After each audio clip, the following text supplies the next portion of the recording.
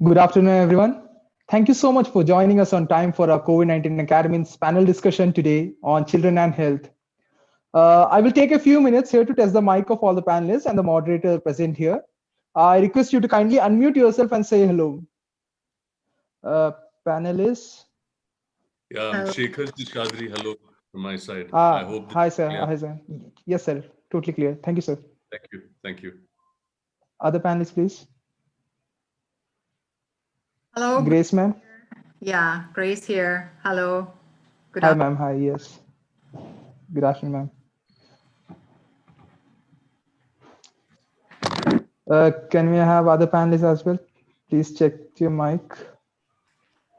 I saw Dr. Vandana, I suppose.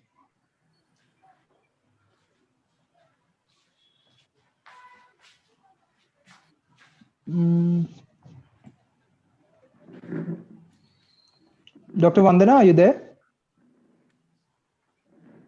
Vandana Bhatia? Oh, I'm so sorry. I didn't make a co-host. Yes, I'm so sorry. Yes. Hi. Good evening. Yeah, good evening, ma'am. Good evening. Namaskar, Shekhar sir. Namaskar, Grace ma'am. Namaste, Vandana ji. Hi, Grace. Yes. Hi, everyone. Very happy Diwali and very happy Children's Day to you, sir. Right, at the same time. Nice combination. Lovely combination. Right, yes.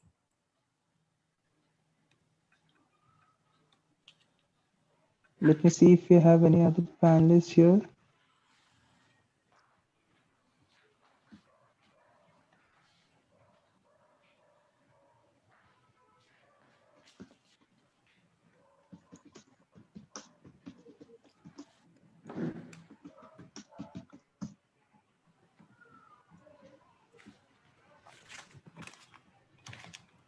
Hi, good afternoon, everybody. This is Dr. PC Bhatnagar from VHAI.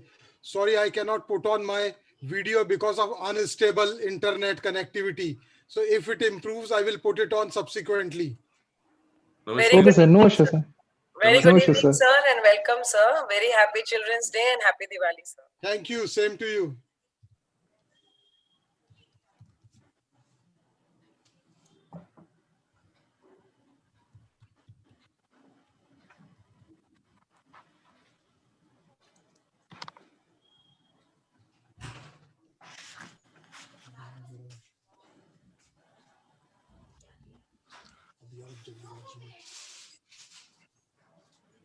Hello, I am Santosh Kumar. Namaste, sir. Namaste. Hi, sir. Namaskar to everyone. Yes, sir.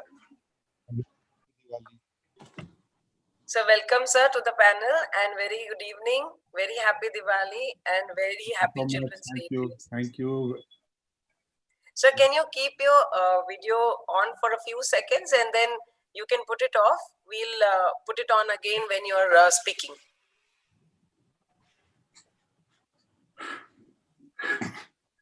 Okay, let me try. Yes, it's better, sir. I couldn't see your early. The light was not clear. Now it's much better, sir. Thank you, sir. Is it okay now? Yes, sir. Better, sir. Thank you. Thank you.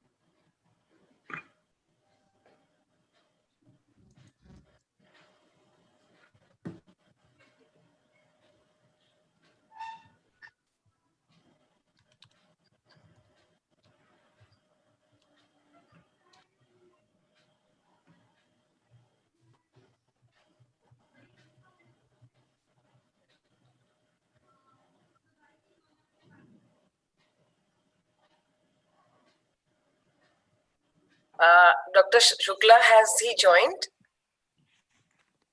Dr. Santosh Shukla, if you have joined, sir, can you please indicate?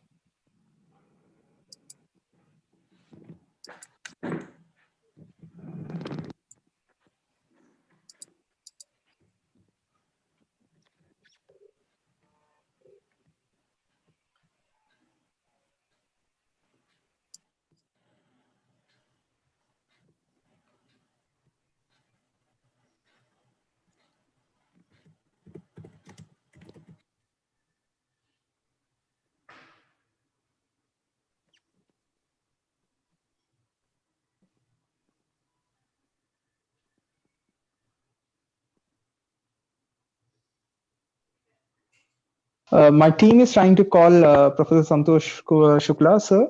So meanwhile, I once again welcome all our panel, all the participants, on all the panel members we have for this another panel discussion on children and health. I would like to welcome our moderator for the day, Dr. Vandana Bhatia. Dr. Vandana Bhatia is currently working as a health specialist since last 9 years at UNICEF in Tamil Nadu, Kerala, and now Madhya Pradesh office. And she has over 20 years of experience in public health, HIV, programming experience with ARCON as clinical research specialist, and then care and support HIV specialist at Award Society, a USAID project with Government of Maharashtra, and HIV specialist at UNFPA Delhi, India. I will now hand this over to Dr. Vandana Bhatia to welcome and introduce all our panelists today and also take the session forward. Over to you, ma'am. Thank you so much. And a very good evening to all of you, and welcome to this very unique day that we have today. We have Diwali happening and Children's Day happening. And I would like to thank each and every one of you and each and every one of our panelists who have taken time out to join here today for this wonderful session on children and health. So without further ado, I would like to introduce our first panelist of the day, Dr. Santosh Kumar, Professor Santosh Kumar. He is a professor with NIDM, and he is a major disaster risk reduction, policy planning, and capacity development expert with over 25 years of experience in different positions in development planning and DRR section, disaster risk reduction sector. He is also a PhD in economics. He studied gender and development studies in IDS, Sussex, UK, and he has received professional training in disaster risk management from Israel. He's backed with an international work exposure at the World Bank, an intergovernment body of SAARC. He has also worked at state levels in different capacities in UP Academy of Administration, Nainital, and DRIPA, Jaipur. So very welcome, sir. And we would like to hear from you on the key issues affecting children and health today, sir. Thank you very much, Vandana ji. This is very, very distinguished panelists. All are here and eminent speakers. And the day is also very auspicious that we should be discussing about children issues and specifically to disaster risk reduction. And on behalf of National Institute of Disaster Management, I extend my warm welcome to all of you. And on my personal behalf also, I extend my heartfelt thanks for joining this very important endeavor, and wishing you a very happy Diwali. Today, we are having three things together: Children's Day, and then we have Diwali celebration, plus we are also going through the COVID-19 phase. And in these three kind of different, all three are the different in itself, and all are combining at one point of time. So this has given us some challenge, and this has also given some opportunities. And where these children are there in terms of the time which we are into. I just would like to mention 2-3 things. When we see children perspective and how 8 months they have gone through, these last 8 months.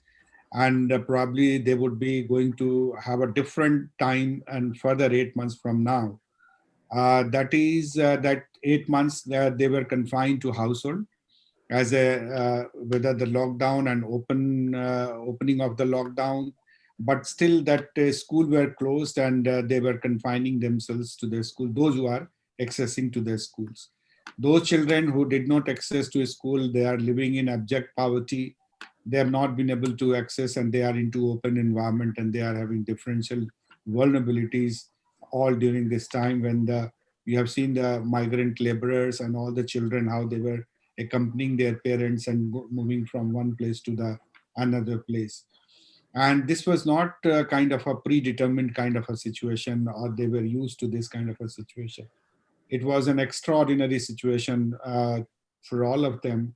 And they were coping along with the parents, that how they will be. And when the school would be opening, say that November, many of the schools are open already, but many of the schools would be opening. What would be the protocol which we'll have in the opening of the schools? Children have their own kind of a lifestyle. They have their own world. And in that, too much of discipline, which they had already in 8 months, last 8 months. And then again, then we'll reach there that how they would be behaving and they are supposed to behave when they will be opening up their schools. And then especially also on the transport where we have them going from home to home kind of a safety. When they start going from the school to the home and accessing transport, whether is a kind of a rickshaw or the auto rickshaw or the school bus, there are different kind of, it's not a heterogeneous transport system where they access. And so it's not a homogeneous, the heterogeneous transport system, and they will be accessing. And all are managed by different kinds of people. So what would be their sincerity in terms of COVID-19 and how that children would be actually, they are supposed to behave. Second important thing which I would like to mention here in terms of risk management, that how parents would cope with that children's new emergent kind of a challenges when they will go to their school. At one point of time, they have been able to cope with the children, keeping them at the household level in the lockdown, helping them to study online, and many challenges. Now the parents would have a different set of a kind of a problem when they will start going to their school and they will come back. What kind of a protocol the parents would follow when they receive children when coming back from their school, whether they will go for the bath, they will go for the cleaning of themselves, or sanitizing hands, maintaining social distancing, and so on and so forth. So situation is very tough when it comes to the children's lives and the plight of the children. I was just recalling when we say that today we are facing this kind of a problem, and we also were not told in the school that in the time of pandemic how we should be behaving. And at the time of pandemic, we were not told in the school or in the colleges or anywhere in the formal gathering that when such kind of a pandemic would come, and then you have to have certain protocols, which Honorable Prime Minister is all the time announcing from the top that one should behave like this, and so on and so forth. Many medical institutions and advisories are coming. So, and we are taking it whether eatables are safe or not. And WhatsApp University is further dosing with the information. We do not know, and the children are having many access to these kind of information, passing videos and all. And they themselves do not know what to do. So in this kind of a confusion we are living into, we as an adult, and also the children are also coping with our own confusion. They are living their lifestyle. So, and same time, when we take a few states who suffered a lot in terms of COVID, and as well as also, I would say that natural disasters like West Bengal, you have seen that how they suffered with the cyclone came. And during the COVID-19, and they have been evacuated in Odisha and also in Gujarat, whether the camp systems are safe or not, whether the rescuers are coming, they are having a protocol of COVID-19 or not, but they are putting their lives into kind of a much more vulnerable situation. So this is one kind of a challenge which COVID has created. The another challenge which I always say that at the time of disaster, is always we have seen that traffickers are the first responder rather than community becoming the first responder to disasters. So when the traffickers come, the confidence of the society, because they do not know how to recognize or how or to identify the good people and the bad people at the time of crisis. They always come as a good people and take them into a kind of a hell. And trafficking, especially the bordering states, are also vulnerable. If they are going, say Bengal, I am saying, or Bihar, I am saying, the international border is also there, where your protocol will not work there once they are transported out from one state. So the role of law and order would be also the police and other new people would be there. So what I'm trying to mention here, the children have their own challenges. And as we have grown up without getting those information during our childhood, the coming generation should not suffer with those kind of a information gap, or I would say that the societal deficit in the kind of understanding of the situation.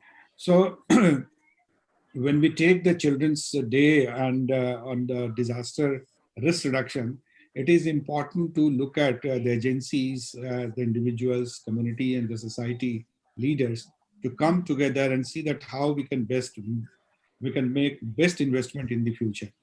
So this is the investment in future, and building a resilient future. It is important to make our children resilient, so that when they come and they join the adulthood, they are able to take care of the newer generation who are coming, and also can take care of the older generation along with their own kind of resilience. Last but not the least, I would say that National Institute of Disaster Management, with the support of UNICEF, we had a dedicated center for disaster risk reduction, child-centric disaster risk reduction, which is working tirelessly in educating, informing the educationists, the children, all those peer group who deals with the children issues. I'm not saying those who are dealing only in disaster management, but those who are as a regular custodian of the subject of children related issues, even the psychosocial care, psychologists and all, we are working with them. But what I'm saying is that is not enough. We have to build much more partnership. We are finding after having these 2 more years of engagement with the large number of states, almost all the states in the country, and many partners who are working like Save the Children, UNICEF and all others, CRY, and what we see that whatever we are doing is not enough. We need to do much more, but how to do much more, we do not know. We do not have the answer. Definitely, I would say that the public policy, how that can be influenced and can be brought into the sphere of the children's space, whether in the pre-disaster and the post-disaster planning.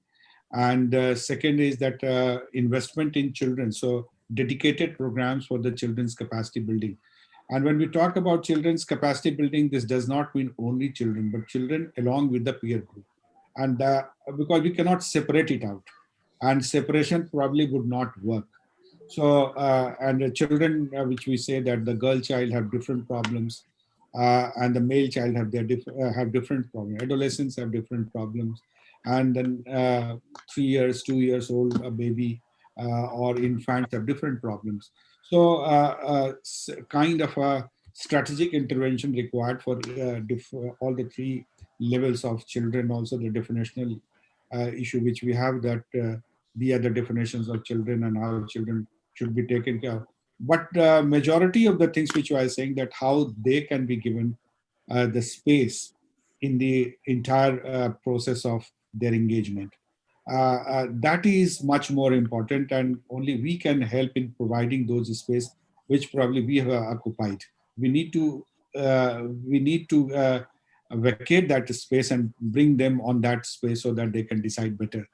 So I would say that NIDM can join hands with NIDM, and I can work with all of you in future.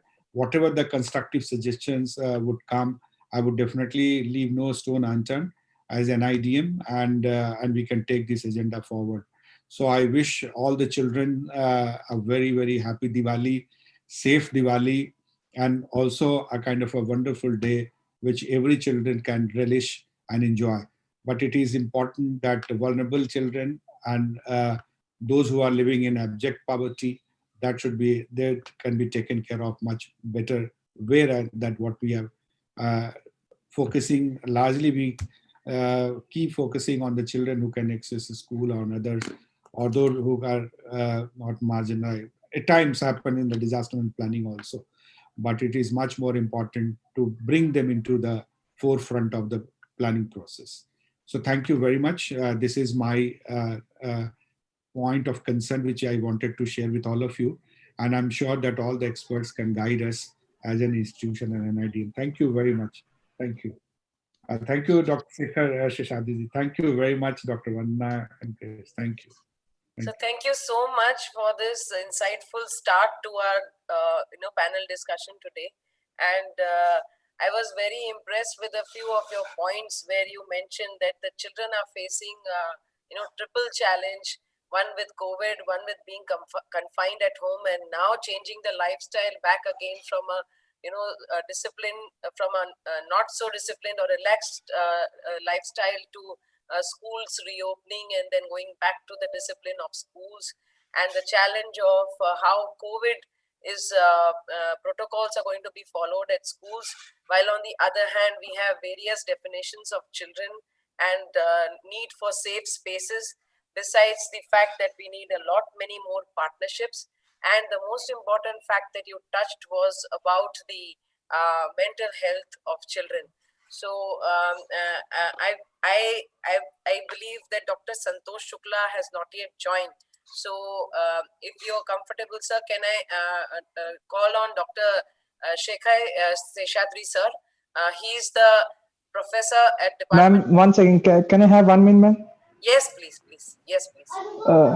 Yeah, so, sorry, ma'am. So I just request all the participants here to take note of all your questions you have, and you can drop in your questions in the chat box. We can take it up by the end of the session. And also, if you want to contribute something for the session, you can raise your hands and we can help you in unmuting yourselves. Thank you. Over to you, ma'am. Thank you so much. So welcoming Dr. Shekhar Seshadri. He is the senior professor at the Department of Child and Adolescent Psychiatry, and he is the Associate Dean with Behavioral Sciences Division at NIMHANS. So very honored to have you on the panel and very honored to moderate this session with all of you esteemed panelists, sir. He is also very closely working on the development disabilities. He is actively involved in the areas of gender and sexuality, violence and trauma and abuse, children in difficult circumstances, juvenile justice, school mental health programs, forum and theater, and also qualitative research for children and psychosocial health. So over to you, sir, and we look forward to listening from you. Thank you very much, Dr. Vandana. Sabko mera sadar pranam. I hope all of you are safe and in reasonably good cheer, given the unusual circumstances that Dr. Santosh has alluded to. I would like to take some points from what Santoshji has said and move the agenda forward and connect it to mental health. Today is not just Children's Day and Diwali. November is also the International Adoption Month. November is also the Global International Children's Day, culminating on 20th, which was the day in which the Convention of the Rights of the Child were promulgated. I want specific attention to be paid to 3 points that Santoshji made. That epidemics and pandemics of the nature that COVID has a disproportionate impact on the more vulnerable populations. He referred to migrant workers, daily wage workers with loss of income. And this is where the risks that Santosh Kumar spoke about for frontline workers, the risk of trafficking, the risk of child marriage, the risk of child labor is exceedingly high there. And I'm sure Santoshji is aware that what started as the Center for Disaster Management and Psychosocial Control in NIMHANS has now moved into a department with very significant collaboration with the National Institute of Disaster Management. Let's examine mental health from the perspective not just of COVID, but the fact that child and adolescent mental health was in any case a ticking time bomb even before COVID started. Particularly if you look at some of the flagship programs of the government, the Rashtriya Kishore Swasthya Karyakram, with their focus on reproductive and sexual health and on risk behaviors, and the fact that adolescent and child concerns related to education, related to identity, related to well-being, related to relationship issues, behavioral choices, health choices were already an emerging agenda. And looking at the health sector with the district mental health program and the national mental health program, the welfare sector with your preschool preoccupations, as well as what was done through other schemes, such as Childline India Foundation, and in the education sector with various educational boards and the National Curriculum Framework, where there was so much of insistence on well-being and mental health. The ideas about stakeholder convergence and intersectionality had been tabled even before COVID struck. COVID has only accentuated and made more urgent the need to address these issues. What has happened to children's lives in COVID in terms of the losses that they have suffered?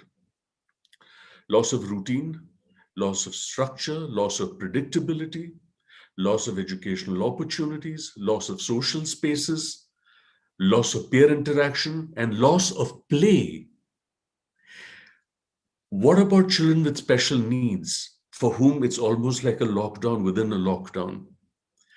How do we then take the occasion of Deepavali and of Children's Day to really look at child rights, not just from the perspective of rights violation, but from the perspective of rights enablement?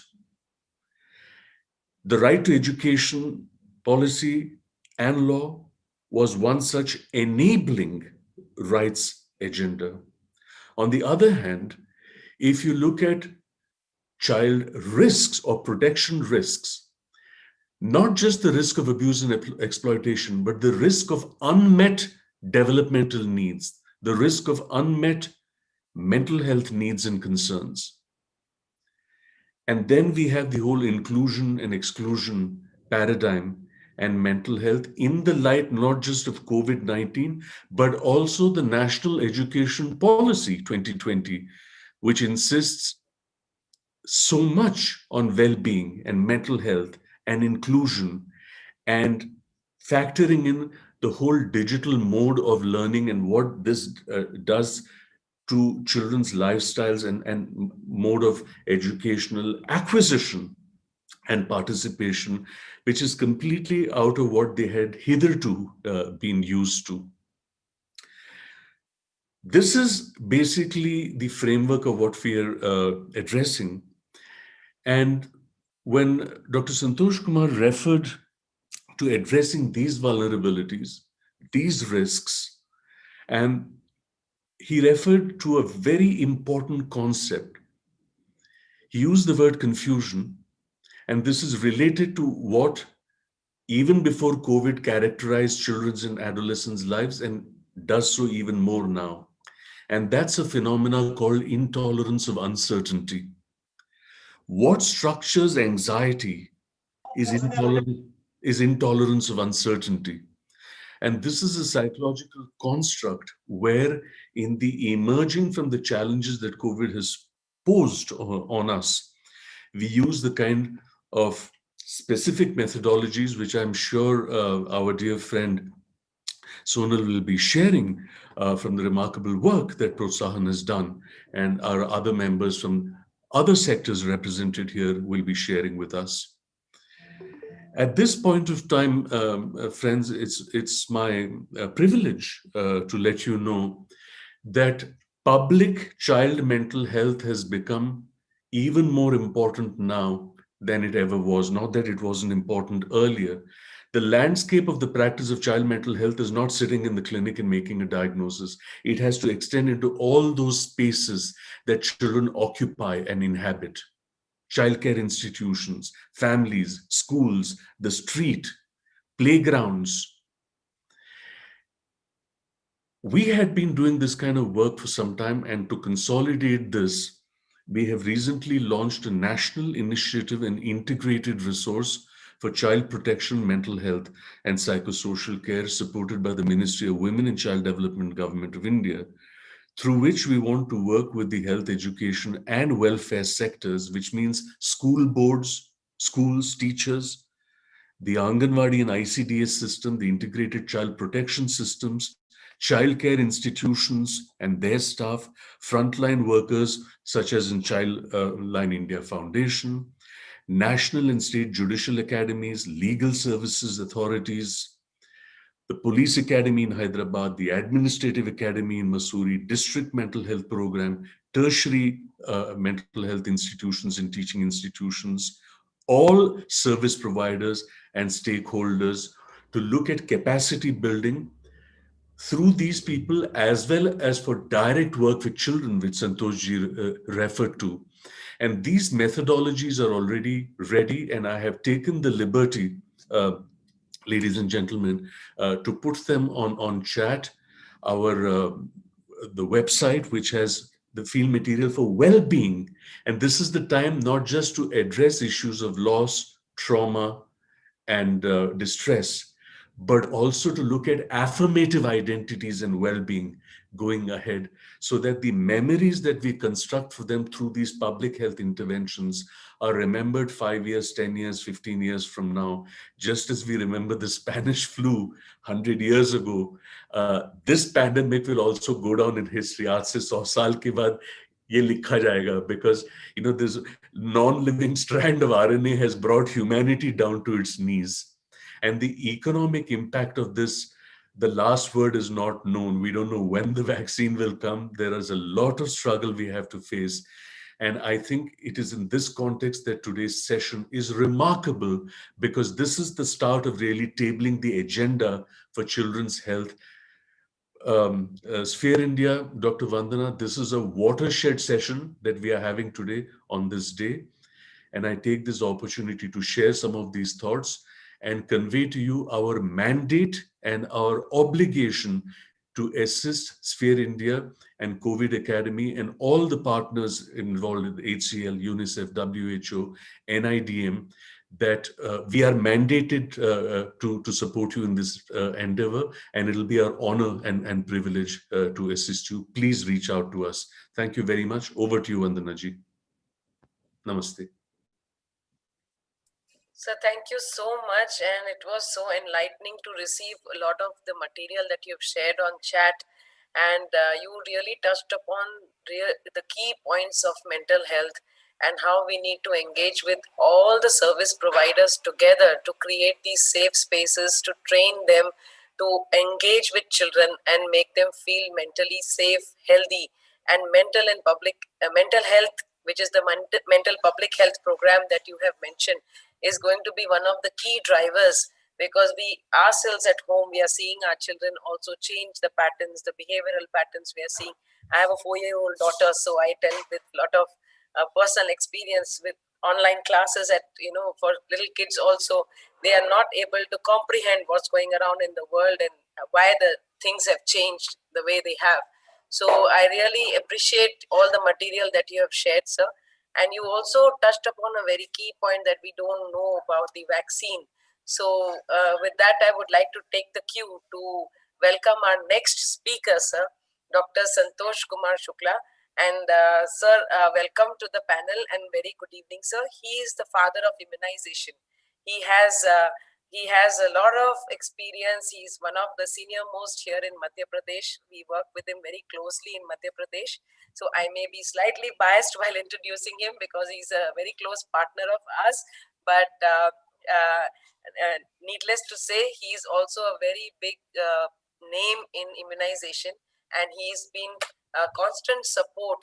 He has also had the Innovations Award for all his innovations on immunization on PHI in Chandigarh. And he has also coined this term, "Hum pahunche un tak, jo na pahunche hum tak." So this is one of the key messages that he always gives, how to reach the unreached. And today he has come to share with us some of the issues of children health, where how children can keep themselves healthy, happy, and how parents can ensure immunity among children in these difficult times. Sir, over to you, sir. Sir, you're muted, sir. You'll have to unmute yourself. Thank you, Vandana, for high praising words. I welcome you all on behalf of Government of Madhya Pradesh, and I am thankful to Sphere India for inviting me on this special occasion. Today is Children's Day and also Deepavali, and I say my greetings to you all on this behalf. COVID-19 has done a lot for thinking how to prevent yourself from the disease and from the onslaught of the complications. So there are so many measures which we can take for preventing COVID-19 disease. Should I say from birth onward? So understanding the disease, the percentage of children out of total population 0 to 16 is 40% and 0 to 5 years is 14%. And estimated COVID-19 cases out of total COVID cases is 1 to 3.6% only. But cases of COVID-19, if we count per 1 lakh children, it is only 0.8%, while in adults, it is 164 per 1 lakh population. So what can be the highest group of children who can succumb to this disease are children with less than 2-year age group, premature children, congenital heart disease, chronic lung disease, disabled children, highly compromised like cancer, diabetes children. The $100 question comes when each and every mother asks, when she's positive, can I breastfeed this child? Yes. Positive mothers must use mask and sensitize herself before feeding. And in the latest Lancet, it is said that breastfeeding has done a boon for the survival of child. Exclusive breastfeeding for 6 months should be continued. Give all vaccines to prevent all dreadful preventable diseases. This is high time that during COVID session, we should continue our vaccinating our children so that they are not suffered from other diseases which are more harmful. I tell you, measles, if we leave it as an epidemic, 30% mortality is there. And in COVID-19, it is maximum is 4 to 5%. So believe it that we should go for prevention of children whenever there is a immunization program going on. You should go yourself. Get your children all doses of vitamin A. Vitamin A, you know, for increasing the immunity of the body, vitamin A play a vital role.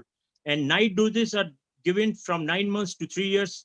And we should take all those vitamin A doses 6 months apart. Supplementary feeding, as all of us know, by 6 months, we should start supplementary feeding.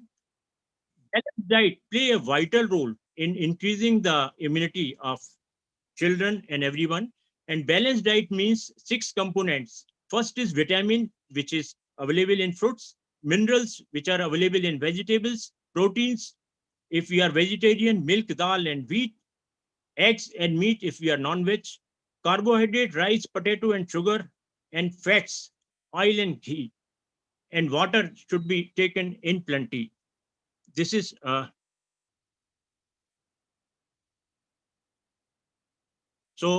we should see to it that one word is, can you play my slides? Subhashini, can you play the slides? Subhashini.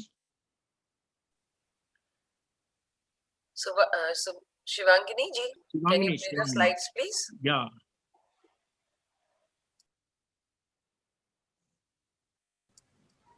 Shivangini, can you make it full slide mode, please? Yeah. So how to keep children safe? How to keep children safe? Sunbath, daily 10 to 15 minutes exposure is very essential. You know, vitamin D is a powerful source. And if vitamin D is available in plenty, the immunity always increases. Pranayam, as all of know, oxygenation of the body is must. You know, this deadly disease attacks the lungs, and we should keep our lungs healthy through pranayam, deep breathing. And for children, we can give balloons to blow them so that the capacity of lung is increased. Consume lemon water with honey. That should be done in the lukewarm water. Milk with haldi, if we can give it, it is just like acts as a corticosteroid. Ginger tea with tulsi has again a immunity value. Zinc syrup in younger age group and tablet as per age should be given. And we should add in our diet nuts, legumes, sprouted grains, and iron supplement. Iron, you know, iron increases our oxygen contents of the body.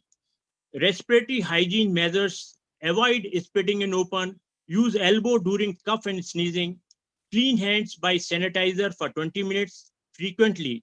And if we are using soap water, it should be 40 seconds under running water. Keep room ventilated. We should avoid indoors. Ventilation is must. And clean the surface with sodium hypochlorite, 0.5% solution. One word, SMS. That had been actually innovated by me, because I should share my contact during first week of April. 100 persons from directorate, they succumbed to this disease, and I was using mask and I was using sanitizer and I survived. So I got a lot of faith that SMS, social distancing, mask and sanitization, is all-time best protection. Next slide. Next slide. Shivangini, can you move the slide? Yeah. I want to specifically demonstrate through this slide. The person in blue, he's a positive case, and if he coughs, sneezes, the germs come out, and you are seeing if the child, if anybody who is not using his mask can be succumbed. So chances are pretty high in such conditions. Then second is if the person is at the distance of 6 feet, you are seeing on the bottom side that there is no chance of infection transmitting if both persons are using mask and keeping the distance. So I want to bring through these slides that we can protect our system. We can protect ourselves by using mask, and mask is the vaccine. And this thing, distance is immunity. That will immunity. And next slide is you are showing it that we should continue our good practices and protocols of saving ourselves. We will have to have a behavior changes in our system. Behavior means I want to say something, some examples to quote. I'm living in a 7-story building, and when I went down, I saw a mother coming out of lift, and I was seeing that little girl was wearing a mask. When I asked the mother whether she takes her mask out, she said no. Instead, when we come out of the house, she remembers me. कि mummy आपने mask नहीं पहना है. And she, believe me, she is only two-year-old child. If a 2-year-old child, it is said that in a child, total brain development is occurs by 2 years. If she can remember, she can understand that mask is only the protecting agent. So all of us know that we can prevent ourselves. Knowledge is something, attitude and practices should be strengthened. Second thing, I want to quote again one example. I used to visit one of my friends' grandson birthday. This year also I went there, and I saw that not a single friend of his was there. I asked the child, where are your friends? He said, uncle, actually वो नहीं आए हैं, वो डरते हैं corona से. So I asked him, तुम नहीं डरते हो? He said, no, I don't fear, because I use SMS. SMS means sanitizer, mask and social distancing. So at this juncture, when no vaccine is available with us, no specific drugs are available with us, we should stick to one good practice, that is SMS.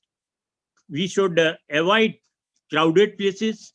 We should avoid exposures, and we should prevent our children also from going. Luckily, schools are not open, but we know that now the survival of virus is seen only in crowded areas. And today, the Diwali's festival is there. We should avoid all those festivals, all those gatherings, till we are vaccinated. And we are fortunate that we are going to have vaccine soon in 2021. By that time, use your mask as a vaccine. That's all from my side. So thank you so much, sir. And today we got a new mnemonic from you. that the mask is the vaccine, distance is the immunity, and washing hands is the treatment. So it Yeah. was really insightful, sir. And we always learn new mnemonics from you. So this is really easy for all of the team members to understand. Along with that, you have also specified that your routine immunization is one of the key to keep immunity, to boost immunity among children. And this is one of the major areas where people become complacent, because if they fear COVID, they don't go to the facility, they don't get immunized on time as per the schedule, as per the age, and that can hamper the immunity of children who may already be otherwise not so healthy in terms of malnourished children or low birth weight preterm children, and they may be further exposed to other pathogens which may be far more dangerous or fatal than COVID for children. So thank you so much, sir, for this wonderful presentation. I would now like to invite Dr. P.C. Bhatnagar, sir. He is the Executive Director at Voluntary Health Association of India, and he is a very senior public health professional who has a lot of experience with TB, HIV, child health and adolescent health, and including sexual reproductive health issues. So he is also working very closely on elimination of engaging vulnerable communities for elimination of malaria and Kala Azar, and also the National Vector-Borne Disease Program. So thank you so much, sir, and welcome to you. Over to you, sir. Thanks, Vandanaji, for inviting me. And thanks Sphere India also for that. I would like to start my presentation by sharing some of the slides. Please, have you allow me to share the slide? Yes, sir. Shivangini ji, can you allow sir to share this screen? Yes, please? I think it's on. Yeah. Just give me a minute. Yeah, he can.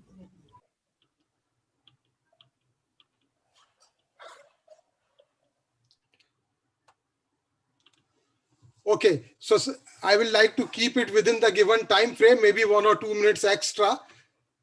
So basically, community mobilization for vector disease control. My presentation is not limited only to the children, because what I feel that children are extremely important component of any given community. And without community as a whole, without parents, we cannot work with the children at all. Now, how it all started? It started from Alma Ata Declaration of Health for All, where community participation was identified as one of the key pillars. And what is happening after that? Alma Ata Declaration gave the concept of primary health care.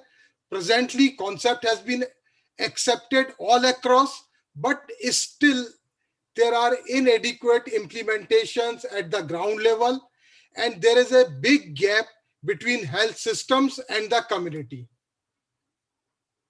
So how we are going to fulfill this gap?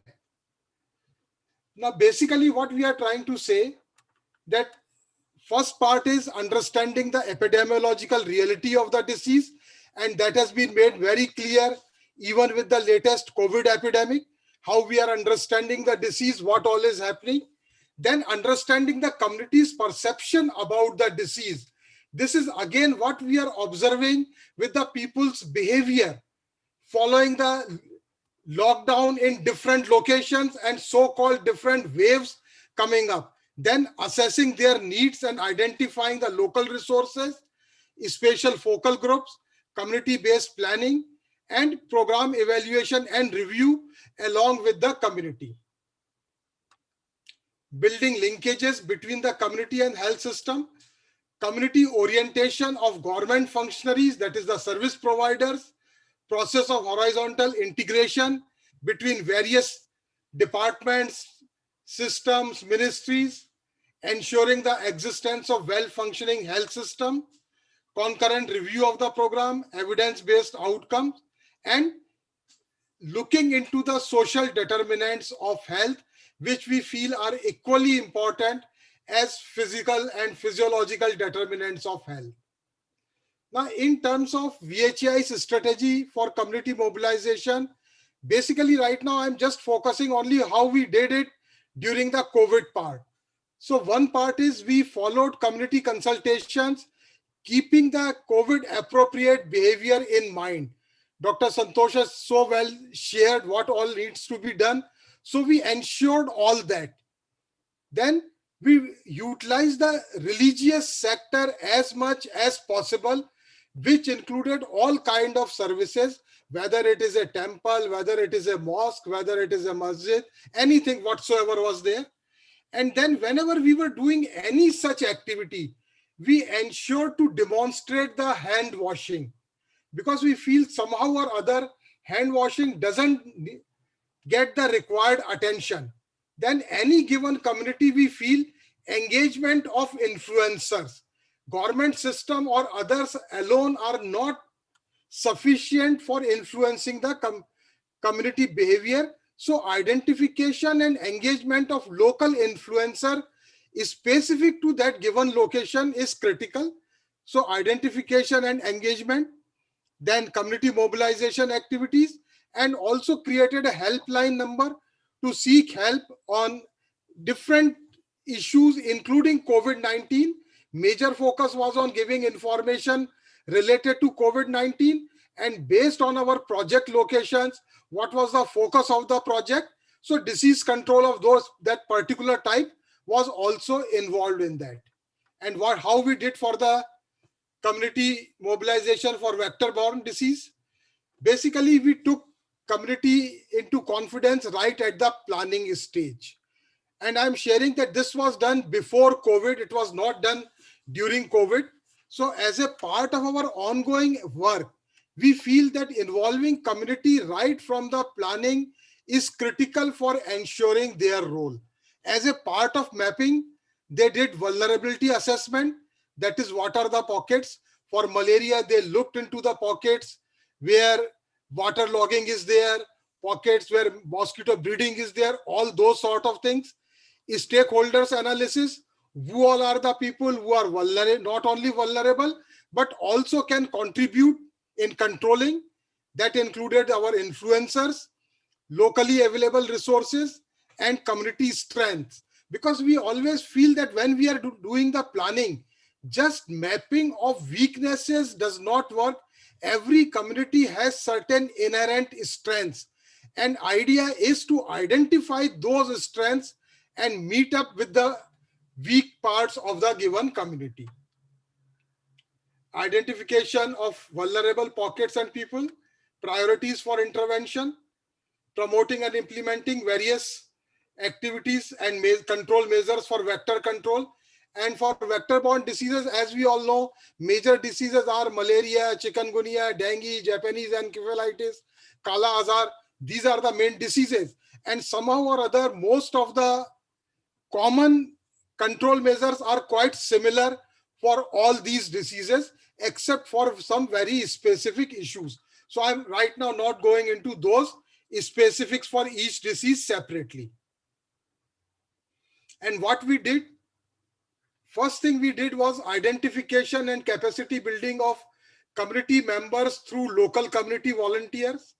As I said, community involvement in decision making, where each location we had a community group which was responsible for planning and monitoring of the implementation and consultations. All the planned activities were done in consultation with the local community. One example, like in the northeastern parts, we were able to distribute more than 1 million of LLIN in coordination with the NVPDCP as well as with the community.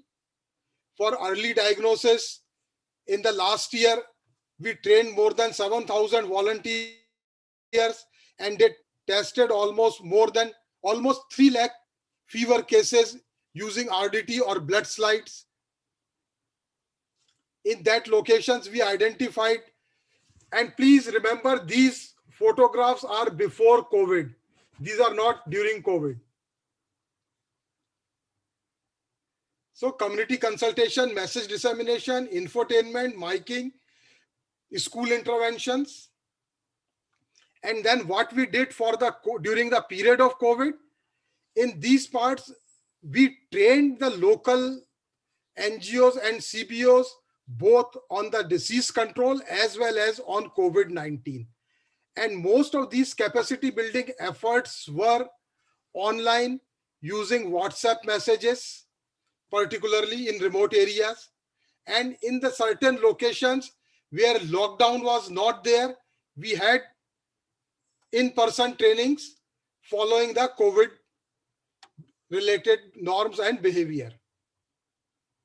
And then these CBOs, trained CBOs, are supporting the ASHAs and ANMs in identifying and line listing of the high risk and left out areas for these diseases as well as for immunization.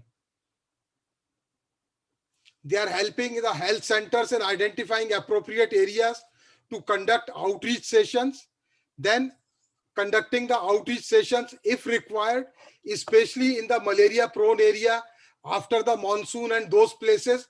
And these locations were those where lockdown was not there. And then everywhere we had this hand washing demonstration. And we are closely following the SMS message as given by Dr. Santosh, because I had an opportunity of being with him in one more earlier session on immunization. Since then, we are also following SMS, which is proven to be a wonderful short name for educating the community. So how we are looking at it, that for community mobilization, there is a total concept of total involvement. Then at the PSC and district level, involvement of public health people. Then program planning to be based on heterogeneity, using existing formal and informal community forums, using the wealth of local knowledge and resources, and instill motivation, sense of purpose, and feeling for the people among the health providers. So these were the basic principles which we followed for community mobilization, for vector control, controlling the diseases. And our concern is in this COVID, when the flavor of the season is COVID, we should not neglect existing diseases, especially the communicable diseases, which are still continuing to play havoc with the community in certain given locations. Thank you very much. Thank you so much, Dr. Bhatnagar, sir. And this was a very important part of what are some of the public health issues affecting children and adults besides COVID. So we have this very strong vector-borne diseases component, which we are all vulnerable to. And also with the recent changes in the climate, the floods, the monsoons, now with the pollution, post-monsoon winters, we are seeing a lot of surge in various vector-borne diseases, and a lot of good work, and the way you have engaged with communities is very encouraging to see how with even during COVID, we continue to engage the communities for prevention of these major diseases, which are equally fatal and equally difficult. And thank you so much, sir, for you and VHAI, and congratulations for all the good work. And I was really impressed with the last line that you mentioned. Health is not everything, but everything is nothing without good health. So thank you, sir. Now moving on to our next speaker, Ms. Sonal Kapoor. She's the founder director of the NGO Protsahan. And Protsahan is working very closely with the child protection issues based on the psychosocial lens. She's also worked on gender and education and health. She's a World Bank Fellow. She's Australia-India Youth Fellow and alumni of Indian School of Business. She's pursued child protection law from National Law School University and Harvard University. And she believes in order for children to thrive, they need to survive first. So, very warm welcome to you, Sonal, and looking forward to hear from you. Thank you so much, Dr. Vandana, and thank you so much. I think just to be a part of this panel where we have some amazing, amazing people who spoke before me. Thank you for having me here. What I will basically be talking about in the next 10 minutes is, so our work has been always with children, and that too very, very specifically with girls from completely marginalized, bottom of the pyramid spaces.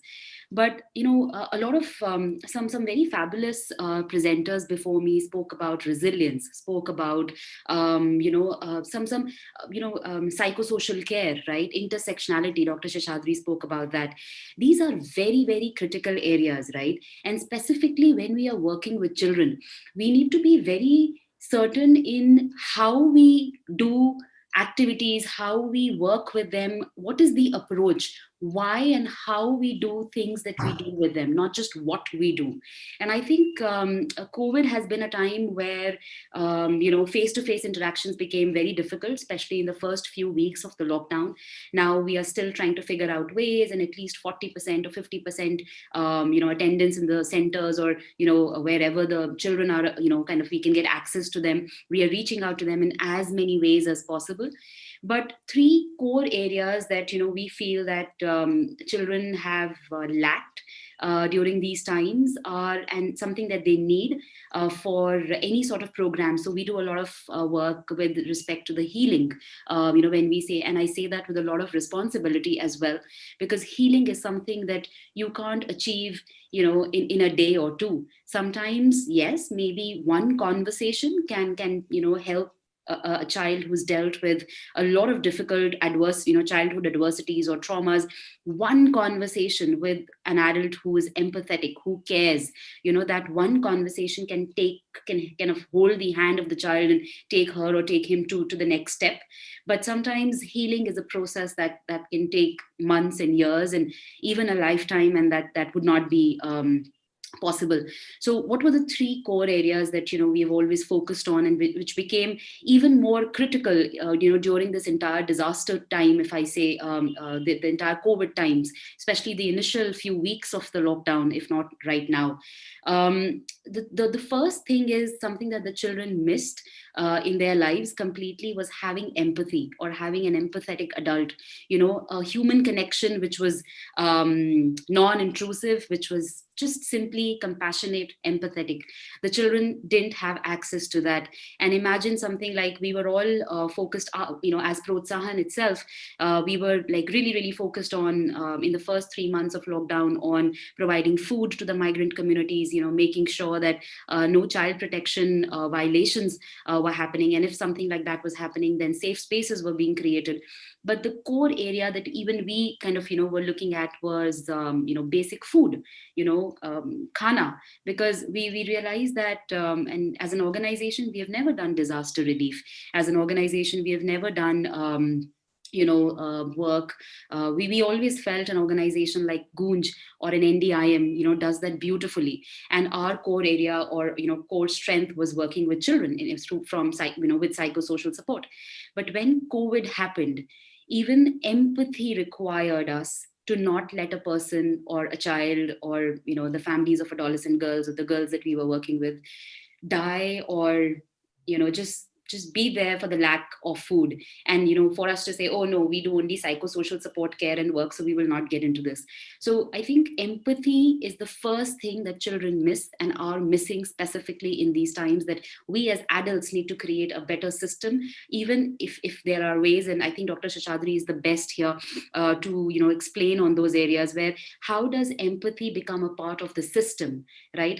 So when we say play heals, when we say art heals, when we say creativity heals, when we say love heals, right? We have to also make sure that these interventions are not happening in silos. They have to become a part of the system. They have to become part of the institutions, the state governments, the governments, the shelter homes that come under these governments, the multilateral institutions, right?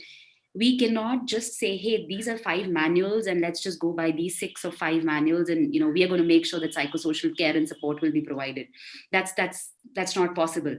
The second thing is, just because we will have access to clinical psychologists, everything will be done. It's not easy, right? Sometimes when you, sometimes empathy is something that even the best of, I think, institutions, sort of governments for that matter, lose out on. Compassion, wo hum na bhule.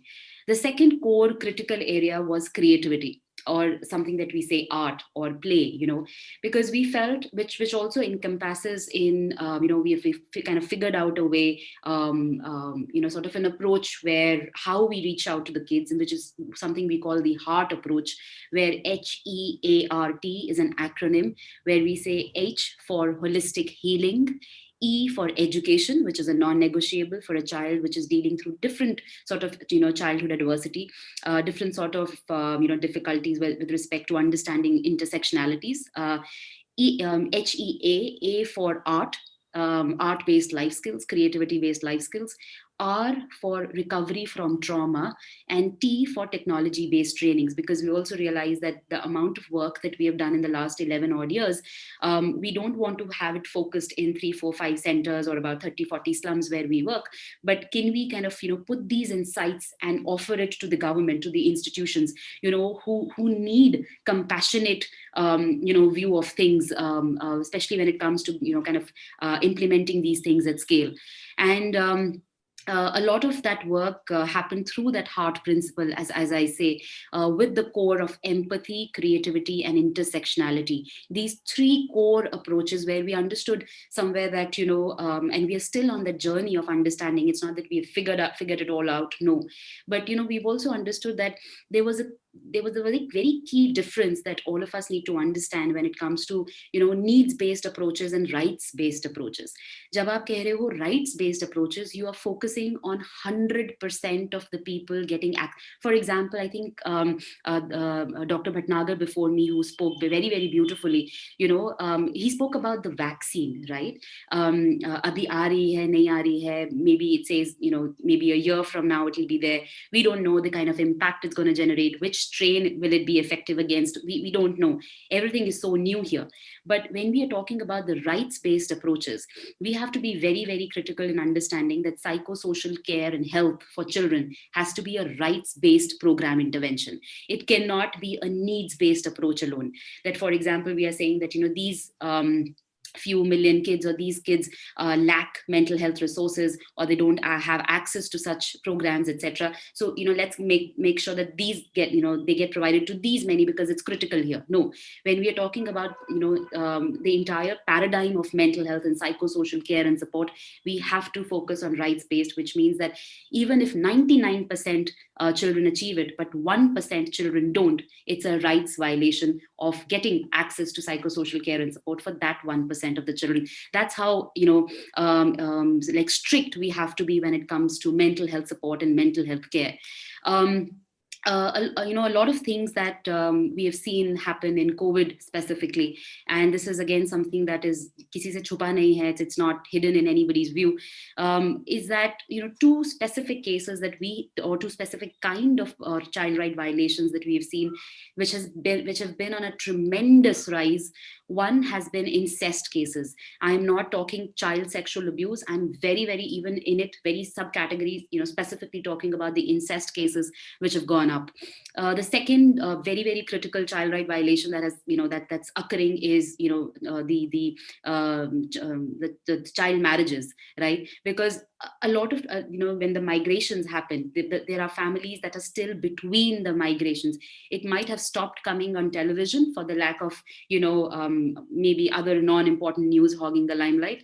But I think there have been, so many cases where, the migrations are still continuing. People, यहाँ जैसे हमें बताया जाता है कि अब हमारे पास room का भाड़ा देने का पैसा नहीं है, right? So they're still figuring out, some, people have still not gotten back to jobs, right? So in all of this process, it's, I think somebody spoke of resilience as well before me. And I would, very critically, attempt or dare to make that, distinction. Or हमको लगता है हमेशा that resilience is about, bouncing back from some disaster or some grief, or, like just bouncing back like magic, as if it never happened.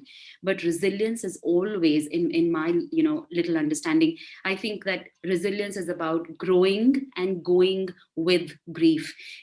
Resilience and grief exist together. And sometimes, you know, this grief जो हम बच्चों में देख रहे हैं, चाहे वो financial constraints की वजह से है, चाहे फिर वो you know, child protection violations like incest or different sorts of, you know, abuses की वजह से है. This grief sometimes also translates into becoming fear, right?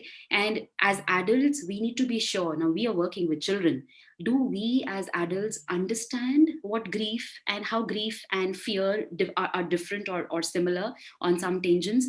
How can, because unless we understand, we can't rebuild the ability to trust, you know, for that child jiske saath hum kaam kar rahe hain. And the first thing that you have to do to a child who's dealt with, you know, this disaster of COVID or the migration crisis or the fact that अब घर में खाने के लिए अब 3 बार खाते थे हम या 2 बार खाते थे, अब मैं 1 बार खाना खाता हूँ ma'am, you know, there have been, so until we build this internal sense of safety, you know, through secure relationships, through greater capacity for emotional regulation. I think the first speaker, Santosh ji, ne bahut sundar se bola that, you know, the routine of the children has to come back, right? And all of these things, psychosocial care and support, you know, yes, some multilateral agencies in the country are doing beautiful work on that, specifically, you know, UNICEF and Childline and NIMHANS, you know, beautiful, beautiful work. But has it been, you know, are we as a country, you know, ready to make this, you know, reestablish this new or construct this new narrative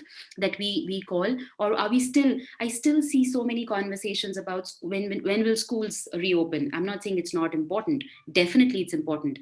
But have we taken a step back to say, hey, if schools don't open for the next 6 months or 1 year, because at least in Delhi where I am, cases are rising every day, right? So how many of us are actually asking, okay, let's see where the schools open up.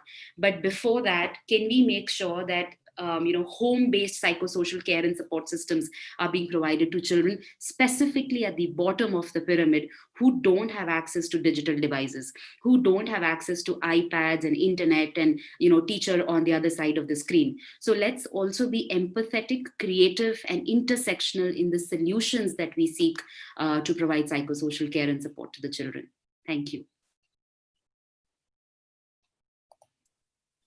Thank you so much, Sonal ji. And I was very, very impressed with the HEART acronym, because it gave us a lot of insights into how to deal with children who have faced not only the pandemic, but also child sexual abuse, violence, rights violations, you know, the crisis of food, hunger, migration. And this is where the holistic healing, education, art and life skills, recovery from trauma, and technology-based training, which is the acronym HEART, would really help us.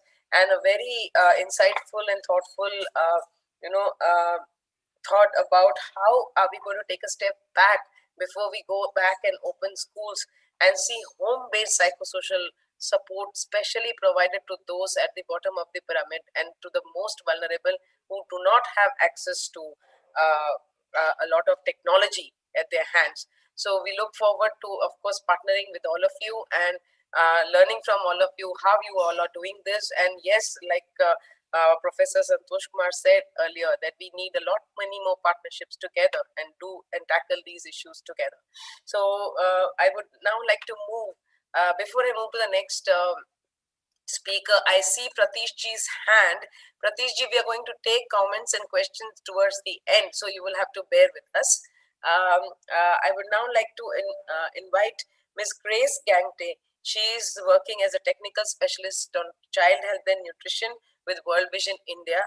She has worked at the East Khasi Hills, and she is working for more than 19 years with an international NGO, and she's also now the Community Development Coordinator.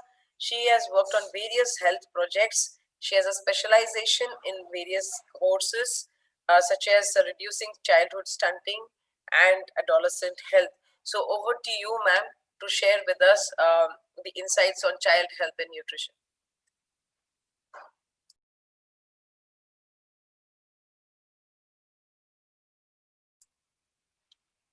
Ma'am, are you there? Yes, one second. I just have to unmute myself. Thank you so much, Dr. Vandana. And also, I would like to thank Sphere India for inviting me in this platform. And thank you so much, I was the participants most of the time in this academy, webinar academy that you have started during the time of lockdown, and I have been participating so much and also acquired quite a lot of certificates. And fortunately, I am here with so many great speakers, eminent speakers to be a part of, sharing this platform is such an honor for me. And today I'm going to share the little knowledge about that I acquired during this period of my experience with World Vision. Especially this would be more on the field side for me. Of course, I would also be speaking or talking about a little bit on the 1,000 days of life, the window of opportunity, the critical period where that needs to be addressed. So I have my presentation. So can I share it? Sharing the slides, Grace? Yes, can I share it? Yes, please. Yeah. Okay, are you able to share your screen? I will be able to, yes. Yes. Yeah, is that visible? Just coming on. Give us a second. Yes. Yeah, now Yes. it's come up. Yes. I would like to, I would like to wish every one of us a happy Children's Day. I believe we all are children for our parents. So I would like to wish you a happy Children's Day and also a happy Diwali. What a beautiful day coincides that we are having this two things together, very auspicious day. Yeah. Grace ma'am, can you also put on your video for some time till you can speak? Actually, my lighting in the room is very poor and it looks dark. And so I was hinted like I was looking, that the room was dark. So I thought it would be better for me just to speak like this. Is it okay? Sure. Okay. Thank you, ma'am. Yeah, malnutrition and first 1,000 day. I think this is a very, very common statement for the past 2-3 years now, ever since it is more coming ever since the launch of Poshan Abhiyan. Fortunately, World Vision has been working on this area, focusing on the first 1,000 days since 2015. So I would like to share a little bit of my experience on this area, that we as a World Vision focusing on this, not only in this area, but we World Vision has a focus on child health and nutrition. So this is one of the very important components. And we will be talking about a little bit 1,000 day and what happens if there is a malnutrition taking place during this time. Yeah, when we talk about malnutrition, we understand it is a global problem. Malnutrition plus infectious disease causes the deaths of under 5 children. That is very much well known by everyone here in this platform, whoever participated. So we can, when we think of malnutrition, we remember Africa. The African countries are the most, the poor country, and then they are always, food insecure country, and they are always they have the highest malnutrition rate. But however, there are actually more children in Asia Pacific region than the sub-Saharan Africa. That's what the study says. And here, if we look at, we're talking about malnutrition, and it is very much related with 1,000 day life, the 1,000,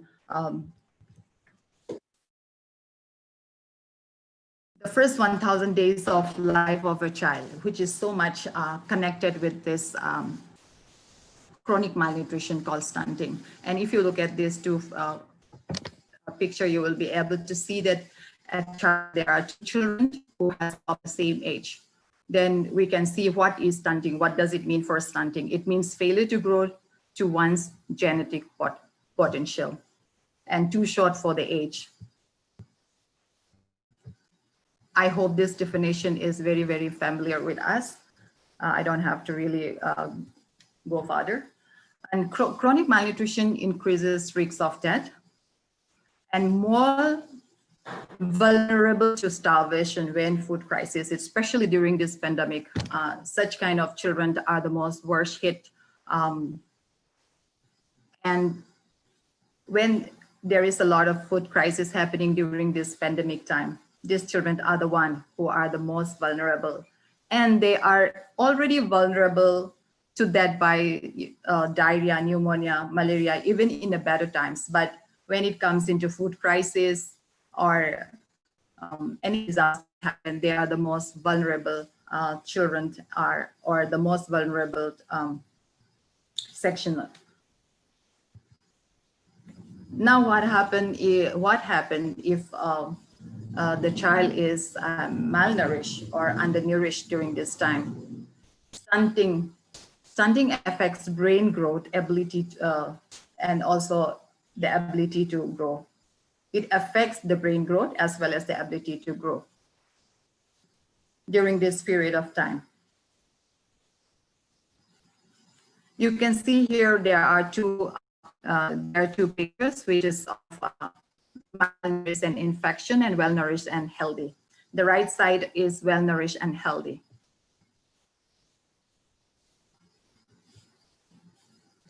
Here we can see in this slide, I'm going to go a little bit fast because my time is just 15 minutes. So here we can see the table for human brain development, and different parts of brain development mature at different times. During this, I will be explaining later what the first 1,000 days in the next slides. Here in this, if you look at these slides, you will be able to see that, the first 1,000 days of life is until 2 years of a child, right from the time of pregnancy. So here you can see that the brain development takes at the maximum, and it takes 75 to 80% of the brain development has already been taking place.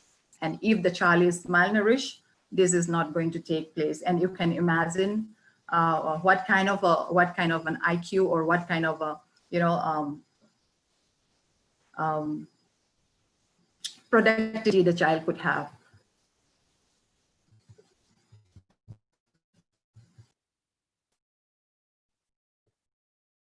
Hello? Hello? Grace, we are losing you, Grace. Grace, do you have a good connection? Yeah, I'm also getting stuck. Yes. Maybe you can come to a zone which is a little better signal, the Wi-Fi. Okay. So is it okay now? Better, Grace. Okay. Now we're talking about stunting during this period of 1,000 days of life, the first 1,000 days of life. If a girl child is stunted in the later part of life, when they are a mother, they have difficulty to give birth because they are short and the small pelvic and may die. And chances of dying, the rate of chances of dying is high in the stunted female child or other adolescents who is malnourished during adolescence and becoming a mother. So undernutrition can pass down to generation. If you look at, this is a vicious cycle that we'll be talking later. And if there is more evidence of child malnutrition, there is a higher risk for high blood pressure, diabetes, heart disease, obesity in adulthood, even in childhood.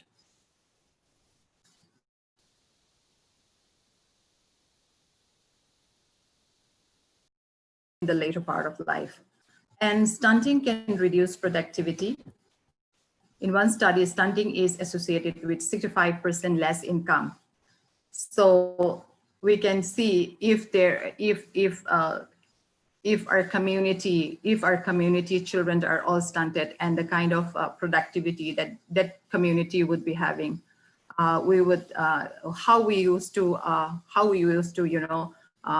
counsel our pregnant women or community people is that if our child is stunted or your child is stunted, then you will have a very sick and also weak community. You are not going to have a strong community because the productivity, because they will not be doing good in school. They're not going to be productive in whatever they do. So you may end up having only a daily wage labor community. So that way we will have, if we have a community wage labor community, then we will also form a society. That way our country as a community would be very sick and unhealthy community people. So we will be very weak citizen, and then we will be a very weak country.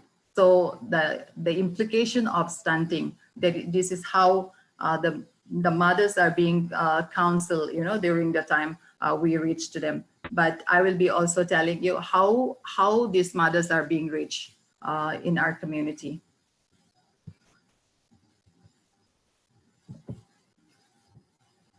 Somehow this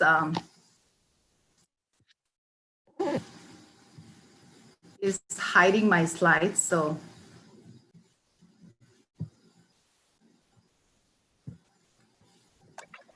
Grace, yes. you can. Is there a problem? Something is hiding your slide, you said?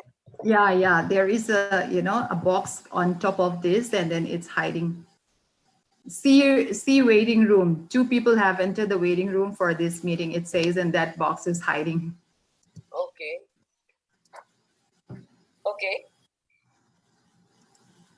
Is that fine? Yes.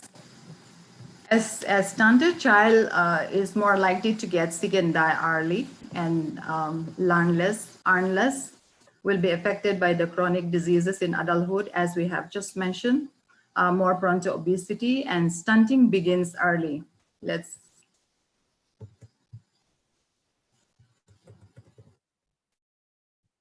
Let us see, when did the stunting begins? Yeah, the stunting begins. Yeah, can you remove that again? That box which is appearing time and again. Yeah, Grace, that will keep appearing because people keep joining. So it's not hiding your slides. Okay. We can see your slides clearly. Okay. Yeah. Okay. So stunting begins early. When it begins, it starts during pregnancy. It starts during pregnancy. Once a child is 2 years old, it is permanent. It is irreversible. We cannot bring it back. So that's serious it is. So the first 1,000 days from pregnancy to the age of 2 is the critical window of opportunity to prevent malnutrition. So if we have not prevented during this time, then as the productivity of the child will be less, the learning capacity of the child will be less, and we will be, in a nutshell, we can say that we will be having a very weak community and a very weak nation. So there has to be some way that needs to be this malnutrition has to be broken, or it has to break the cycle. This vicious cycle has to be broken. So if there is a pregnant malnourished mother, and then she bears a baby who is low birth weight, you cannot expect a very unhealthy mother or very malnourished mother to have a low, a normal birth weight. So obviously the child will become a low birth weight, and it all started from the mother's womb. And the child, even as I'm not going to explain why all of this, because I have very little time. And that low birth weight child becomes a stunted child again. And when she grows, the child becomes this stunted adolescence. And these stunted adolescents, for female, they become again a stunted, mother in late when they are of reproductive age and are producing. So this is how the vicious cycles is, and World Vision is addressing in all of this life cycle to break this chain, to somehow break this chain. So World Vision prioritize pregnant women and children under 2, as we were talking about. Children, pregnant women and under 2 is the first 1,000 days of life that we are talking about. During the time of 9-month pregnancy until 2 years of child of age is a first 1,000 days of pregnancy, which is the critical window of opportunity to, to address malnutrition. So we have this our core intervention 7-11 core intervention package. And in this 7 intervention core package, we have the 7 intervention, the desired practices for the mother, like the healthy birth timing, spacing, hand washing, breastfeeding, and nutrition for mothers, malaria prevention. These are promoted and supported for the mother to practice during this time. And iron folic supplement during and after pregnancy, iodide salt and fortified food, tetanus, toxic immunization, deworming, and also testing of HIV and STI. And we connect them as well as we reach them to their homes.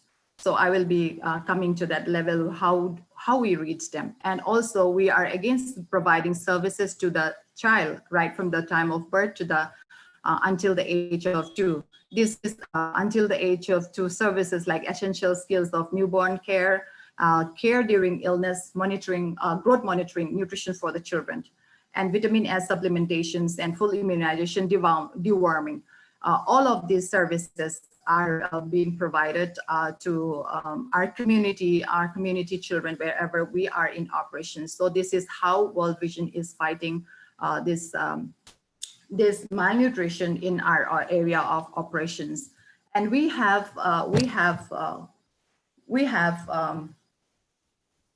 this programming model called TTC, time and targeted counseling.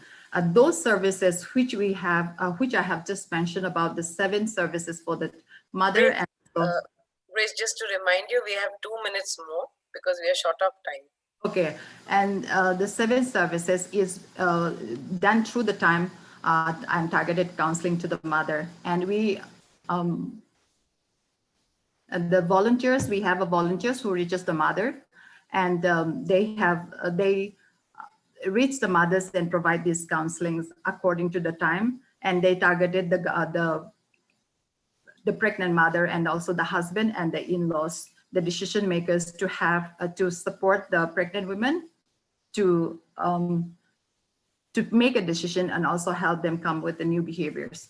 Yeah, this is the strategic directives of World Vision. Reduce malnutrition and childhood illness is the one that related to what I'm talking about, and there are the other 4. And these are the training programs that we are providing during, we closely work with the government, we closely work with the like-minded NGOs, and we closely work in collaboration with this. We don't work in silo. We are here as a World Vision, providing strengthening of the organizing systems in the government, especially for Poshan Abhiyan program. When it comes, it was such an excitement for us, since we have already started the program and the government came in, and then that's how we can have a good synergy between the government and World Vision working together. And during the time, training program is being given to the volunteers. This was during the time of non-COVID.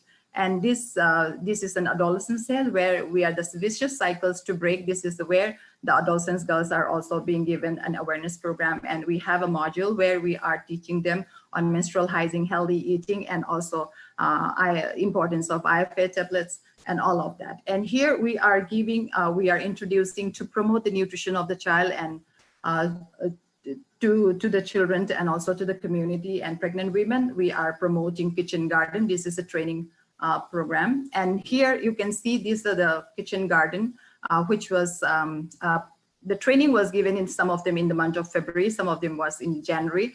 Unfortunately, and fortunately, so to say, that the lockdown came and there was so much of a help for this community people. And these are the mothers from Karimganj area of our operation areas where they have the seed bags along with them. And here is in Nagaland. We have operation in Nagaland as well as in Meghalaya as well as in Assam. So this is the one of the mother who is enjoying the kitchen garden and also providing the nutritious food to the child. And here we can see that we are closely working along with the government system, especially with the ASHAs. Excuse me for the non-mass pictures. I was unable to find a better picture, so I have just put up just to show that we have very close synergy between the government as well as the like-minded NGO, whoever is present in our operations area. And we also have collaboration with the Mukunda hospitals in Karimganj, in Lower Poi area, and the nurses, and along with our ASHAs and Anganwadi workers during the time of VHND as well as in growth monitoring. They work together, and also we promoted cooking demonstration. It was just the last week photo where they are teaching the mothers, the community mothers, to cook locally available nutritious food, how they can feed their children healthy food with the locally available food. And this is the cooking demonstration. And this is the baseline and the end line of our some of the indicators that I have which is directly linking to the stunting and also malnutrition to be able to prevent. So I have just put up here. We very fortunately to say that stunting is one thing that significantly has reduced from 2015 to 2019. We are supposed to be having our end line by 2020, but then because of the lockdown, we could not have the end line. So we took the end line as a 2019. So the stunting case of MON, our project area development program, as well as Lower Poi in Karimganj and East Khasi Hills in Meghalaya. So these three places has significantly reduced stunting in these three locations. With the close, good synergy between the government and also the like-minded NGOs, as well as the private hospitals who are being there. We have jointly worked together. One thing I would like to cite here is that we have very little time, Grace. We'll have to wind up now. Okay. Yes. Okay. Thank you. How many more slides, Grace? No, that's all from my side. Okay, thank you so much. So, thank you so much, Grace. And this was a very informative presentation on stunting and how to reduce and prevent stunting and what could be the cause and effect of stunting. So I was very impressed with your slide where it mentions that if stunted children later on are not that productive in life, and that is why it is more cost effective to prevent stunting rather than to treat it after it happens, because it is better to prevent rather than take action later. And stunting is something which cannot be treated late, after it occurs. So that was one good slide that you presented. You also mentioned clearly about the life cycle approach in stunting. So right from the maternal, health, where the mother's pre-conception care, then during the antenatal care, which is the first 9 months of pregnancy, and then from there up to 2 years of age. These are the most important windows where we can act to prevent stunting. And you also talked about time-targeted counseling and counseling mothers, as well as key programs. So I would now like to take a few questions. I have seen hands raised. So first the hand raised was Mr. Pratish. Pratish ji, if you could please come back online. Now is the time to raise your comment and question. Thank you so much, Grace, for this wonderful presentation. You can stop sharing the slides, Grace. We will also share the presentations later. Thank you so much. Thank you so much, Dr. Vandana, for having me. Thank you. Thank you. So we will also be sharing the slides. Fear Academy will be sharing them with the participants. Pratish ji, are you still there? Pratish ji, are you still there? Okay, then I would like to move to Mr. Shaukar Bhatt, who has raised his hand. Shaukar Bhatt ji, are you there? Can you please unmute Shaukar ji? Mehdi ji, can you please unmute Shaukar ji? I'm not able to see it here in the participants list. What's his name? Mr. Shaukar Bhatt. He was just now raising his hand. His video was on. I think probably he got disconnected. So okay, there are some. In the Whoever meantime, wants to ask, I will just request them to raise your hand so that I can unmute yourself. Yeah, he had raised his hand. I don't know. Maybe he has stopped raising probably now. Yes, look. Okay, there is one more hand raised by Mr. Dibas Mandal. You can take his question. Sir, could you please raise your hands once again?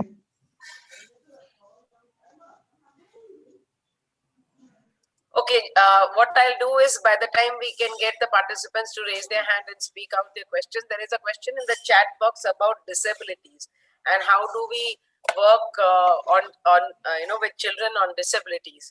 I would like to take the first go at the question, and then I will request other panelists to add on from their experience. I would say there will be two-pronged approach, and one would be the prevention of disability. The second would be to treat disability and then to empower the children and parents with disability to cope for coping mechanisms.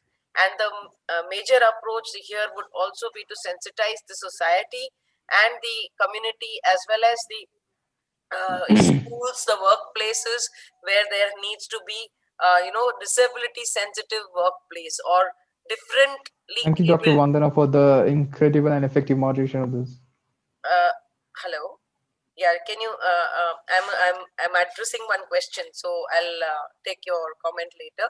So the other part would be to make it more disabled friendly, rather make our spaces, safe spaces, more friendly for disabled, population, or for differently able population. I would like to call them differently able and not disabled. So these are the four-pronged approaches. And one of the programs that I would also urge Dr. Shukla to add on the program. There is a program called Rashtriya Bal Suraksha Karyakram, where we identify different disabilities among newborns, like congenital malformations, disease, deficiency, defects. And the government is making efforts to actually ensure that these children are identified early and treated in the early intervention centers. And they're treated from the newborn care units onwards. So they have a RBSK program and a RBSK team which treats them and also refers them for early treatment. In fact, one of the other interventions for special newborn care units is also about the how to prevent preterm and low birth weight from having disabilities like blindness, which is retinopathy of prematurity, and then also hearing difficulties, because you have to detect them early among premature children. So this is these are some of the programs which come to my mind on disabled friendly programs. I would also urge Dr. Shukla, Dr. Shekhar Seshadri sir to add, Sonal to add to this question. Sonal unfortunately had to leave, but I'll quickly respond to, I have responded to Murli Padmanabhan, who put the question on disability. The Rashtriya Bal Swasthya Karyakram is a flagship program of the National Health Mission, and particularly the section that focuses on disability.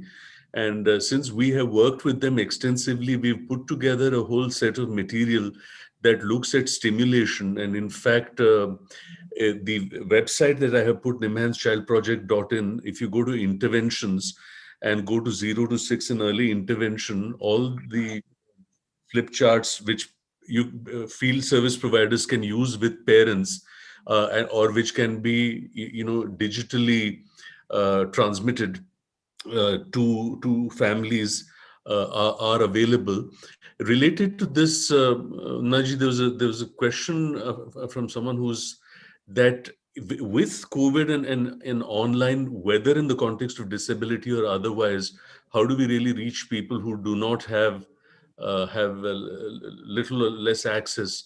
And I wanted to say that the digital divide is not binary. It's probably divided into those with high end and multiple gadgets at home, but those who may have just one smartphone, and that's enough. And I wanted to say that in NIMHANS, we've set up a digital academy, and all the end user needs is a modest little smartphone and a link, and we have all the ways in which to actually reach out to all corners of the country with with materials and questions that they can put.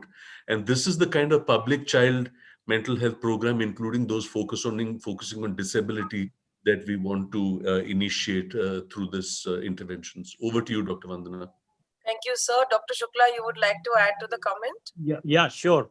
Actually, it is a good question. Actually, we can prevent disability by giving proper timely immunization to the children. I want to add that 80% of the childhood disabilities can be prevented through vaccination.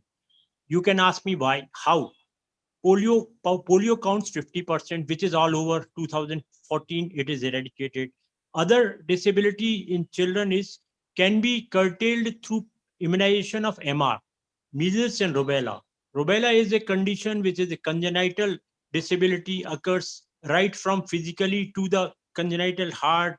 It affects the cataract also.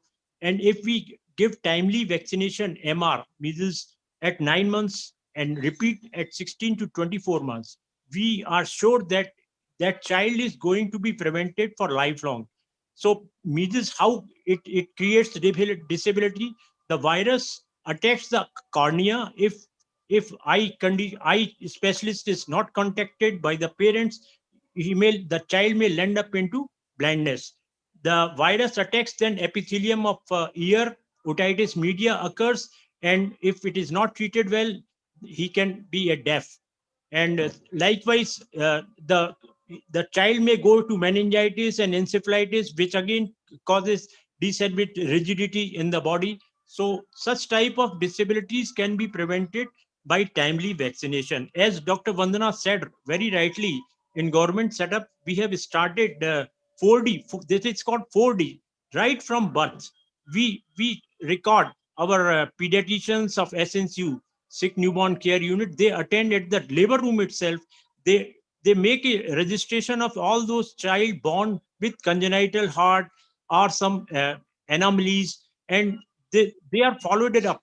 And some beautiful programs are going on, like cochlear implant for deaf childs. And later on, government give total free. You know, our state, Madhya Pradesh, is now cleft free state. So likewise, we are really putting those disabled into able, Divyang child into actions. Thank you for my saying. So thank you. And one intervention I would like to remind all civil society is pregnant women taking complete dose of iron folic acid that can prevent spinal disabilities among newborns. Many of the times we don't even realize the importance of iron folic acid among pregnant women, and women don't take the complete dose. So these are some of these things which can help prevent these disabilities. So moving on to the next question. Can you just hold on? Carmel had a question. Carmel, would you like to ask your question? Carmel? She has left the meeting, Dr. Carmel has. Okay. There were two questions I've already addressed. You have responded to them. Okay. On terms of the digital divide, but there was a related question that someone has put, including Tarun, who's put about nutritional problems. Yes. And Murli Padmanabhan also raised this. I just wanted to say that from a public health perspective, the message from the Swasthya Mantralaya and the Mahila and Bal Kalyan Mantralaya is very clear. Please use the district administrative machinery. Food distribution, see, food security, food distribution chains, the public-private partnership approach, the PPP approach, is very, very critical, particularly because Anganwadis are closed, and all these schemes where midday meals used to be served in schools, that how do we ensure that, the kind of chart that the first speaker had put up about and about some fruits, some vegetables, and some nuts. How do we ensure that? So to use the district administrative machinery, which is the police, the district administration, the panchayat, for distribution system. So this is a socio-political approach where public health models of healthcare delivery become really important when a disaster like pandemic strikes us. Over to you, Dr. Vandana. Thank you so much, sir. There is a very encouraging comment from one of our participants where he has mentioned that his father is actually visually impaired, but he is also a PhD in psychology, and he is recently retired. So this is also about one, of course, we need to prevent disabilities, but with disabled or differently abled people around, we need to create an environment, a safe environment for them to be encouraged to be productive and excel in their respective careers and paths. So this is another area I think we need to also work together with all the partners. Can I please, if there are no further questions, can we hand over the session to Dr. Henna now? Are there any further questions? Because I also realize it's time of Diwali Puja Muhurat, so people would want to leave. Sir, it was really a great pleasure to have all the eminent speakers. Grace, there was a question about stunting and wasting. If you could respond to that quickly. And I would like to thank in the meantime, Seshadri sir, Shukla sir, Santosh Kumar sir, Sonal, who has just now left the session. But it was really enriching and beautiful discussions, and so heartening to see all of you in this session despite being Diwali and Children's Day together. So thank you all of you, sir.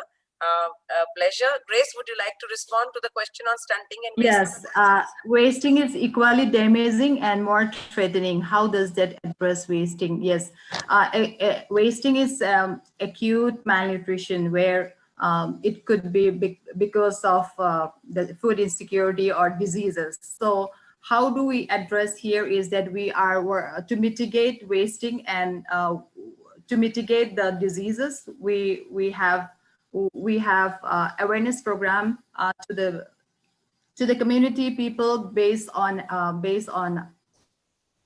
hand washing is one of the things that they need to maintain, because diseases is because of the infection, and then water and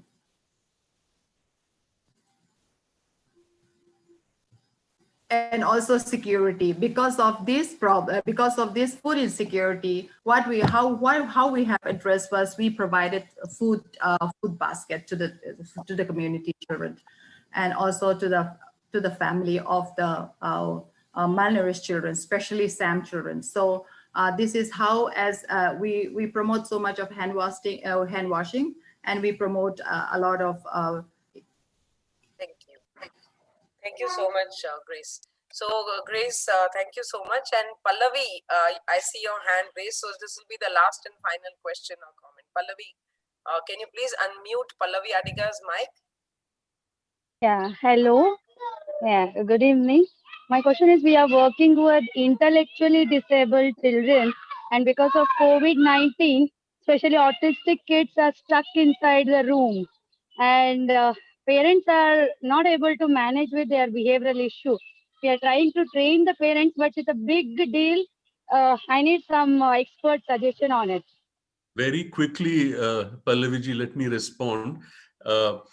Rudolf Steiner has a concept called anthroposophy, which is working with nature, material, music, movement, and so on. If a child cannot go out into the world, how do you bring the world back into the room? It's very simple. It's like a little pot with sand or mud in it, put a couple of mustard, coriander seeds, allow the child to nurture it, it germinates in 3 days. And then you create a sense of creativity, a sense of growth and development. So I go back to the point that was made by earlier speakers also. Keep a routine, but don't make the routine boring, so that there are different kinds of activities. Please do have a look at the flip chart, which is there in the intervention section 0 to 6 in the website, which looks at simple activities that can be done at home to address all 5 domains of child development: physical, speech and language, social, emotional, and cognitive. So that if you keep hand functions going, play going, laughter, a little bit of music to stimulate all the senses, challenging behaviors also come down. The problem is that there is no routine or predictability for many children who have differential abilities and who have conditions like autism. So please do have a look at some of these. We've put some of this on our YouTube channel also. All this is part of our government's work, which we are implementing. Please do have a look at it and pass it on. Many other families in this kind of a challenging situation would benefit. Thank you, Pallavi Adiga, for raising this question. Bada channagi kelidira, bada santosha.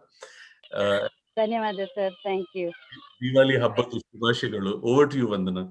Thank you so much, sir, and thank you, Pallavi, for that really insightful question, because many of us who would be working with different emotionally and intellectually different children, it was a very insightful response, sir, and we look forward to also going through all the material that you have shared. So I will now like to hand over to Dr. Henna, and thank you to Sphere Academy for this wonderful session on Diwali and Children's Day. And all the panelists, thanks a lot for taking the time out. Sir, thank you so much. Really inspired by your presence and honored to be on the same panel with you, sir.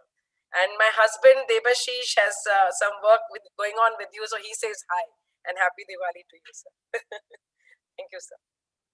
Over to you, Henna. Wish you all a happy Diwali and Children's Day.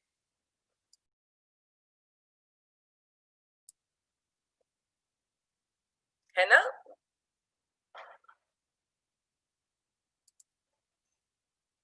Am I audible? Yes, Henna, now you're audible. Yeah, good evening all. Happy Children's Day and a happy Diwali to all. We'd like to take this moment to thank all our eminent speakers for the insightful sessions. Professor Santosh, Dr. Shekhar Seshadri, Ms. Sonal, Santosh Shuklaji, Mr. Bhatnagar, and Grace, and to all the other participants who have joined us in spite of this being a festival. And it's been always very heartening to listen to Dr. Vandana. A special word of thanks to her. Without her effective and a very brilliant moderation, this would not have been possible. Thank you so much, Dr. Vandana, for adding more value and bringing in varied perspectives on child health and development. This is also to announce our the commencement of the National Newborn Care Week, which starts from today for about a week or so, in which we have lined up some technical sessions with support from UNICEF, which are on kangaroo mother care, early childhood development, and home-based newborn care. So very interesting technical sessions coming up this week. So we would request all the participants to join us for these 3 sessions, which are on 16th, 17th, and 20th of this week. Thank you all so very much. It's been a treat to listen to all of you. I'd hand it over to Siljo for the administrative directions. Thank you all. Thank you, Henna ma'am. It was indeed a wonderful session which we just now had, and I would personally like to thank Dr. Vandana Bhatia for the incredible and effective moderation of the session, and also we thank each and every panelist and all the participants for such an enriching discussion.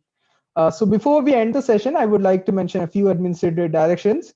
Your certificates will be ready in 24 hours. Visit our website www.spareindiacovid19academy.org and you can download your certificates by scrolling down and finding the name for today's session. It will be ready to download in 24 hours. However, if you are unable to do that, as many participants have faced the technical difficulties, do not worry. You can email us at covid19academy@spareindia.org.in and we will get back to you as soon as possible. And also, many of the participants requested us to provide the feedback form. So you can send us your questions, your suggestions, your feedback, everything at our COVID-19 Academy at spareindia.org mail ID. So it was a really great session. Hoping to meet you all for the next session. Have a great evening. Thank you all.